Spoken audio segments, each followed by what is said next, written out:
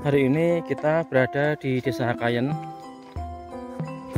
melihat aktivitas masyarakat di desa terpencil seperti apa.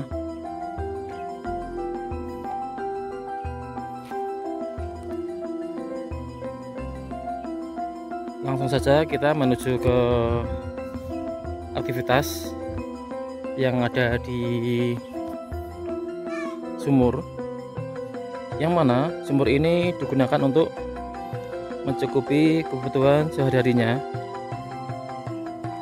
Dikarenakan sumber air belum ada, untuk airnya masih mengambil dari sumber tradisional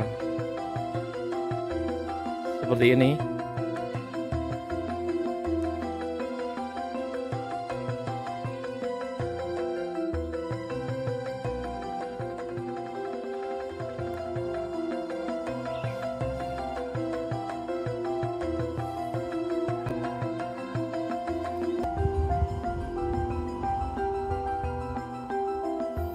Ini jalannya seperti ini.